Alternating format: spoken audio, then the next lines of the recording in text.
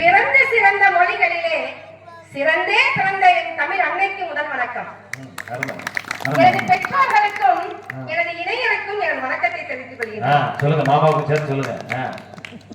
இன்றைய அருமையான பட்டிமன்றத்தின் நடுவராக வீற்றிருக்கக்கூடிய நீதி அரசர், நேர்மையின் காவலர் ஐயா அவர்களுக்கு எனது முதல் வணக்கம். ரொம்ப சந்தோஷமா. உண்மை கருத்தவனை உரைகளாக ஊருக்கு உரைத்து வந்துள்ள கொண்டாட்டமாக வந்து என் அணியை கொண்டாட்டமாக திண்டாட்டமாக உள்ளவர்களை திண்டாட செய்வதற்காக கொண்டாட்டமாக வந்துள்ள எங்கள் அணிக்கு என் முதல் வணக்கம். திண்டாட்டத்தை திண்டாட்டத்துடன் கூற வந்துள்ள என் எதிரணியருக்கும் என் அன்பு வணக்கங்கள்.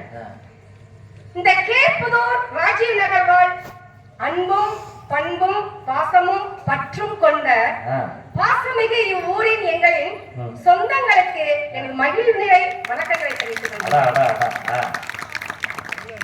உன்னை கண்டு நான் ஆட, என்னை கண்டு நீ ஆட, உல்லாசம் பொங்கும் இன்ப திருவிழா, ஊரெங்கும் மகிழ்ந்து ஒன்றாக கலந்து உறவாடும் நேரமடா, உறவாடும் நேரமடா.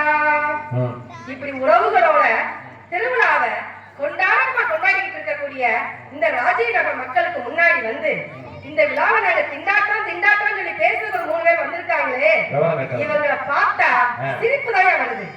இந்த விழாவை நாங்க எப்படி கொண்டாடுறோம் தெரியுமாயா? வேலைக்கு லீவ போட்டு, வருமானத்தை பாக்கெட் போட்டு, புது துணியை பெட்டியில போட்டு, ட்ரெயின்ல டிக்கெட்டை போட்டு, வீட்டுல வருகையை போட்டு, வீதியெல்லாம் சீரியல் லைட்ட போட்டு, ஊருக்குள்ள கொடியை ஏற்றி, சிட்டப்படுத்த ஆளை போட்டு, அம்மனுக்கு விரதம் போட்டு, ஊரெல்லாம் சந்தோஷத்துல பட்டு கட்டி, கோவில்ல மொட்டைய போட்டு, முடக்கிற புது சட்டையை போட்டு, கொண்டாட்டத்தை பட்டியல் போட்டு, எல்லாரும் கூடி உற்சாகமா அந்த திருவிழாவை கொண்டாடிட்டு இருக்கிற இந்த ராஜீவ் நகர் மக்களை பார்த்து திண்டாட்டமும் பேச வந்துட்டு இந்த 3 பேரை பார்த்தா எனக்கு பாவமா இருக்குதுயா. என்ன செய்யறதுன்னு தெரியலையா? விழாக்கள் அப்படின்னாலே கொண்டாட்டம் தானையா, அதுல எப்படியா திண்டாட்டங்கள் வரும்? அது விழாக்கள்னாலே இந்த மக்கள் மனத்துல பாருங்களேன், எப்படி சந்தோஷம், எப்படி மகிழ்ச்சி. இவங்க பார்த்தாலும் இவங்க திண்டாடுறாங்கன்னு சொல்றது எப்படி மனசு வருது? பண்டங்கள், அதாவது பண்டிகை அப்படின்னாலே இந்த பண்டங்களை வந்து ஈகை செய்யறத கொடுக்கணும். வீட்டுல புதுசா எப்பயுமே பழசு மீந்து போனதான் அடுத்தவங்களுக்கு கொடுப்போம். ஆனா இந்த பண்டிகை நாட்கள் என்ன செய்வோம் தெரியுமா?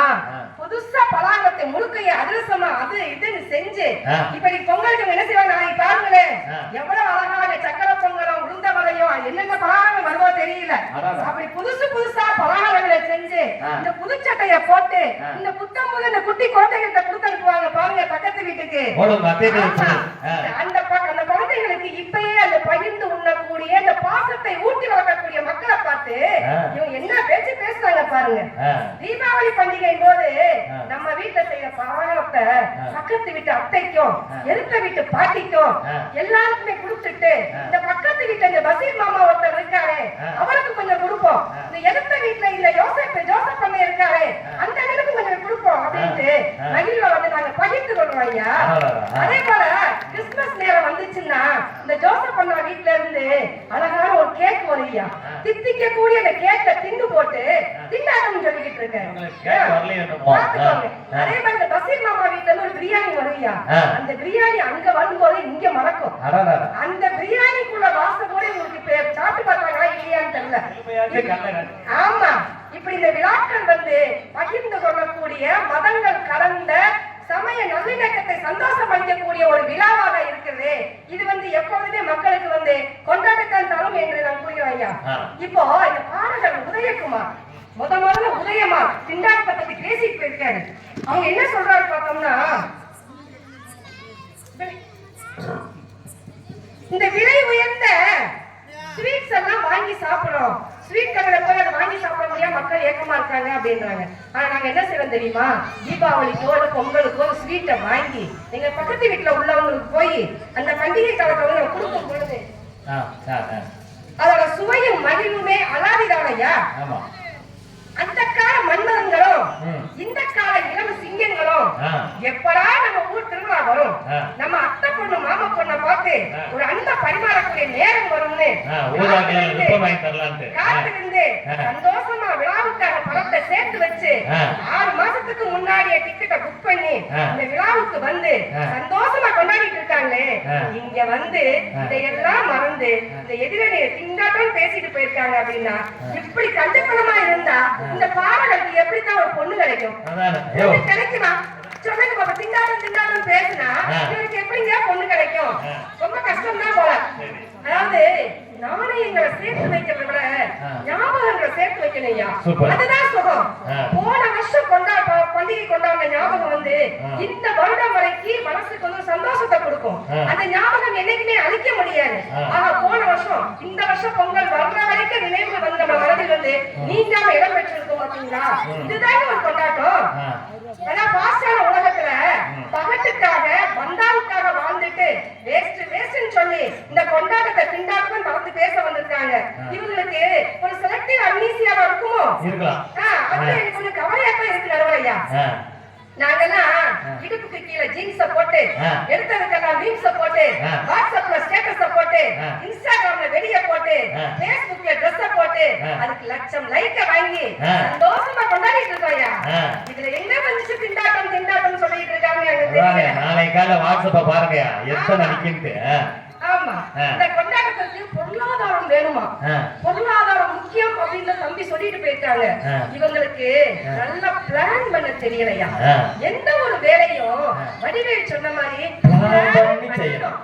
அந்த பிளான் பண்ணி செய்ய தெரியாதனால திண்டாட்டம் பண்றாங்க. ஆமா, நாங்க என்ன செய்வோம் தெரியுமா? இந்த விழாக்களுக்காக பலகார சீட்டு, நகைச்சீட்டு, பண்டிகை சீட்டு, பட்டுச்சாலை சீட்டு அப்படின்னு சீட்டா கட்டி இந்த விழா வந்து அலேக்கா கொண்டாடி மலேக்கா போய்கிட்டு இருக்கோம் ஐயா. இத வந்து திண்டாட்டம் பேசி அவசரமா வந்து பேசிட்டு போறாங்க. இதுல வந்து ஏழைகள் வாழ்வது கண்ணீர்ல வாழ்றாங்க. பாத்தீங்களா, ஏழைகள் கண்ணீர்ல எதுக்குங்க வாழணும்? உப்பு விற்க போனா மழை வருதா, மாவு விற்க போனா காத்து வருதா, இப்படி எல்லாம் போடுறாங்களே. நாங்களே என்ன செய்வோம் தெரியுமா? ரெண்டையும் சேர்த்து ஒரு போண்டாவை போட்டு இந்த ராஜீவ் காந்தி நகர் மக்களுக்கு நாங்க வித்து மக்களுக்கு எல்லாம் சாப்பிட்டு பார்த்துட்டு நல்லா இருக்குமா அப்படின்னு கொண்டாடத்தை கொண்டாடிட்டு அதை வித்த காசை நாங்க விழா செலவா தூசா ஆக்கி நாங்க என்ன சந்தோஷத்துல மூழ்கி பொங்கி போய்கிட்டு இருக்கோம் ஐயா. ஆமாய்யா, அப்படியே ஒரு 3 போண்டாவை இவங்களுக்கு கொடுங்கம்மா. கண்டிப்பா கொடுத்துருவோம் ஐயா. ஆமா, அதிர்ஷ்டம் வந்து ஆட்டோல வந்தா பிரச்சனை வந்து பிளைட்ல வரலாம்.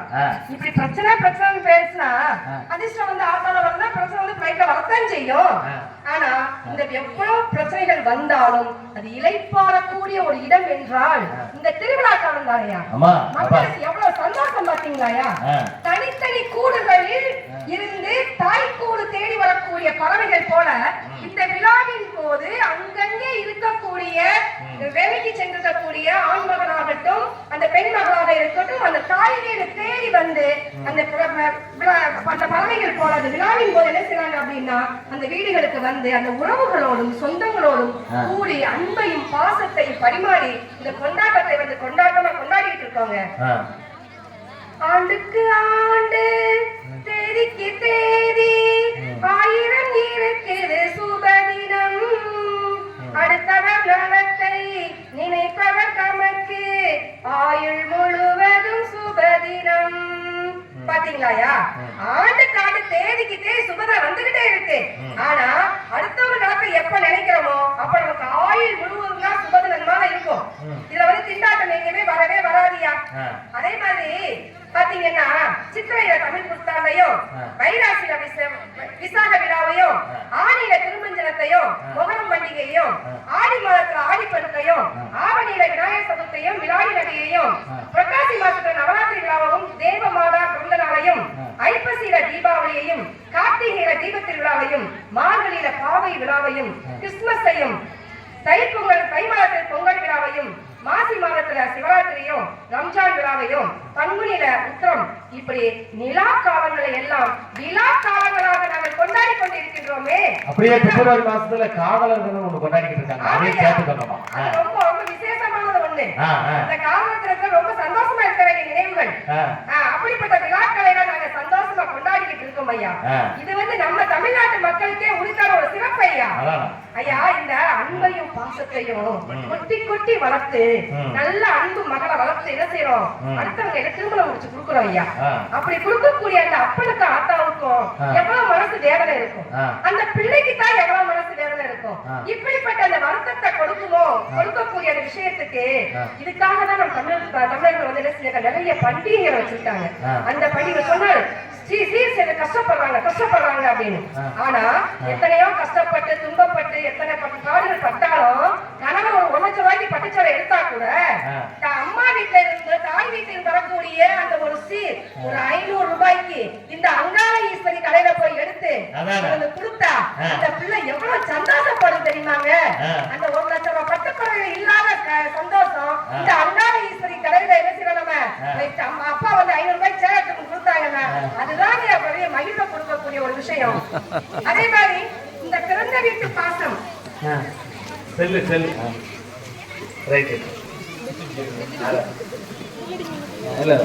உட்காந்துருப்பாங்க மக்கள். மழை வந்திருக்குது. இந்த பிறந்த வீட்டு பாசம் விட்டு போகக்கூடாது என்பதற்காக தான் நம்ம மண்ணுல தீபாவளி சீரு, ஆடி அழைப்பு, பொங்கல் சீரு, புதுமணி புகழ் சீரு, தாய்மாமன் சீரு அப்படின்னு முறை செய்யறாங்க. இதுக்கு அந்த ஆண்டவர் கூட விளக்கு இல்லையா. நம்ம ஆண்டாளம்மா ஸ்ரீவித்தோட ஆண்டாளம்மா தெரியுமாயா? ஆமா, அந்த ஸ்ரீவித்தோட ஆண்டாளம்மாவை அவங்களோட அப்பா பெரியார் என்ன செஞ்சாங்க அப்படின்னா ஸ்ரீரங்க பெருமானுக்கு திருமணம் முடிச்சு கொடுக்குறாரு. திருமணம் முடிச்சு கொடுத்த அந்த தீபாவளி நாள் வருது. முதல் நாள் பார்த்தோம்னா ஆண்டாளம்மா ரொம்ப கவலையோடு இருக்காங்க. ஏமா அப்படின்னு பெருமாள் கேட்கிறாரு. பெருமாளுக்கு சொத்து பறக்கலாமா இருக்கு. அவர் தான் தெரியும் என்ன சொன்ன மாதிரி சொத்துலயே இருக்கு பயம், பணத்திலேயே புறக்கூடிய ஆளு. அப்படிப்பட்ட அரங்கனால என்ன செய்யறாரு அப்படின்னு பாத்தீங்க அப்படின்னா இந்த மாமன் வீட்டை கீழே தேடி இருக்கிறாரு. அப்போ ராத்திரி நேரத்துல என்ன செய்யறாங்க அப்படின்னா அவருக்கு வந்து எண்ணெய் முழுக்காட்டம் செய்து திருமணம் செய்து அவர் வந்து என்ன செய்யறாரு, அவரோட இதுல வந்து உட்கார்ந்து இருக்கும் பொழுது அந்த பெரியாழ்வார் ஆனாலும் அப்பா வளர்த்தா பார்க்கிறார் இல்லையா, அவர் என்ன செய்யறாருன்னா இந்த நம்ம மாப்பிள்ளைக்கு சீர் கொண்டு போறதுன்னு எல்லா சீரையும் கொண்டு வர்றாங்க. அதுல 1000 ரூபாய், அந்த 1000 ரூபாய ஒவ்வொரு ரூபாயா காசா எடுத்துட்டு வர்றாங்க. அத துணியில 2 முடிப்பா முடிச்சு அந்த பெருமாளுக்கு முன்னாடி போய் வைக்கும் பொழுது பெருமாள் என்ன செய்யறாங்க அப்படின்னா மாமன் வீட்டுல இருந்து வந்த சீர் பார்த்துக்கோங்க அப்படின்னு எல்லாருக்கும் அப்படி காட்டுறாங்க. பாத்தீங்களா, ஆண்டவர் கூட சீர் கொடுக்கக்கூடிய ஒரு நேரமா இருக்கு. அப்ப நம்ம மக்களுக்கு சீர் கொடுக்க என்ன குறைஞ்சு போயிடும் நம்ம. ஆமா, இத வந்து சாலி உற்சவம் அப்படின்னு கொண்டாடுறாங்க. அதே கொஞ்ச நாள் ஆக ஆக என்ன ஆயிடுச்சு அப்படின்னா ஜாலி பண்டிகை அப்படின்ற மாதிரி ஆயிடுச்சு.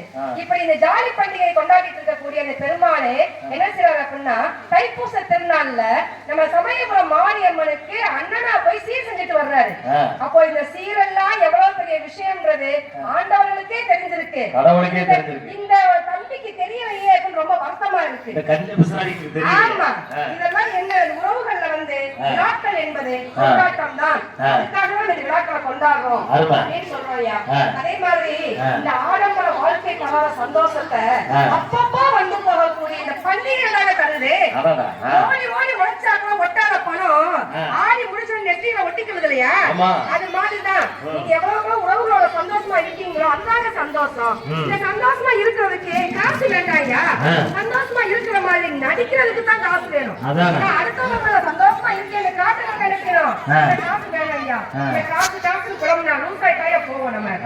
இறுதியா ஒரு பிறகு சொல்ல நினைக்கிறேன் ஐயா, எங்க வகுப்புல வந்து 3ஆம் வகுப்பு மாணவர்கள் ஐயா தேர்வு முடிஞ்சிருச்சு. இந்த 3ஆம் பருவத்தை அதாவது ஆண்டு தேர்வு முடிச்சுட்டாங்க. முடிச்சுட்டு அன்னைக்கு மத்தியானம் என்ன செய்யறாங்க அப்படின்னா பரீட்சை எல்லாம் முடிஞ்சிருச்சு அப்படின்றத ஒரு விழாவை கொண்டாடுறாங்க. நான் ஆபீஸ் ரூம்ல கையெழுத்து போடத்தா போயிருக்கேன். டீச்சர் இல்லன்னு நினைப்புல என்ன பண்றாங்க அப்படின்னா ஒரு பண்ணு நீங்க போன 5 ரூபாய் இருக்கும் ஐயா. அந்த 5 ரூபாய் பண்ண வாங்கிட்டு ஒரு பிள்ளை வந்திருக்குதுயா. இன்னொரு பிள்ளை ஒரு ஜாக் பாக்கெட்டை வாங்கிட்டு வந்திருக்கு. இன்னொரு பிள்ளை பாத்தீங்கன்னா 2 பேச்சம்பழத்தை கொண்டு வந்திருக்கு. இன்னொரு பிள்ளை கம்பு மிட்டாய் கொண்டு வந்திருக்குதுயா.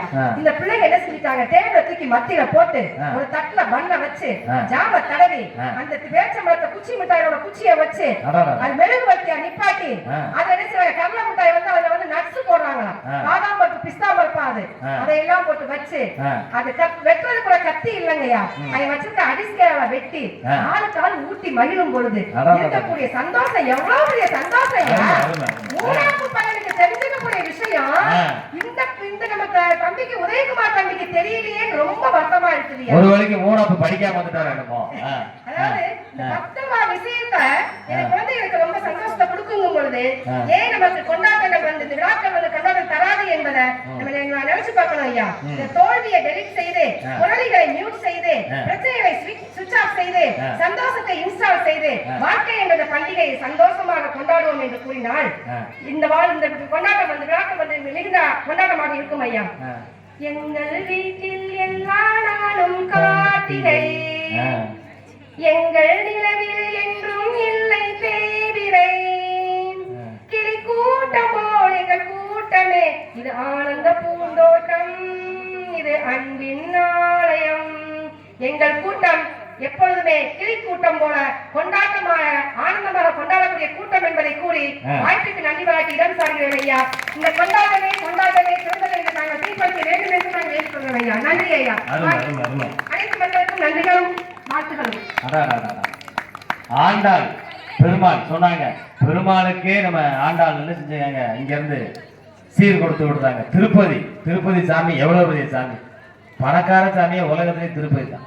அவருக்கு நம்ம ஊர் சீல்தூர்ல இருந்து ஒரு மாலை போகுது. அவர் பாருங்க, நினைச்சா கோடிக்கணக்கில் அங்கேயே மாலையை வாங்கிடலாம், அவர்கிட்ட எல்லாம் துட்டா ஊரே வாங்கலாம். ஆனா அவர் என்ன செய்யறாரு, சீல்தூர்ல இருந்து ஒரு மாலை வந்தா தான் அங்க கல்யாணம் நடக்கும்னு சொல்லிட்டு எவ்வளவு அற்புதமான ஒரு தத்துவத்தை வச்சிருக்காங்க. அவங்க எதுக்காண்டி, இந்த கொண்டாட்ட நிகழ்ச்சிக்கு காண்டிதான் அப்படின்னு சொல்லி தன்னுடைய வாத திறமையால அழகா சொன்னாங்க. ஐயா, கொண்டாட்டத்துக்கு லட்சக்கணக்கில் தேவையில்லை, 5 ரூபாய்க்கு பண்ணு போதும். அழகா சொன்னாங்க. 3ஆவது பிள்ளைங்க பண்ணு வச்சு 5 ரூபாய்க்கு கொண்டாடினாங்கன்னு சொல்லி செருமையா சொல்லிருக்காங்க. இதுக்கு பதில் சொல்லணும் யாரு, நம்மளுடைய கதை சொல்லி சகோதரி லீலாவதி. வாங்க எப்படி சொல்றீங்கன்னு பார்த்துருவோம்.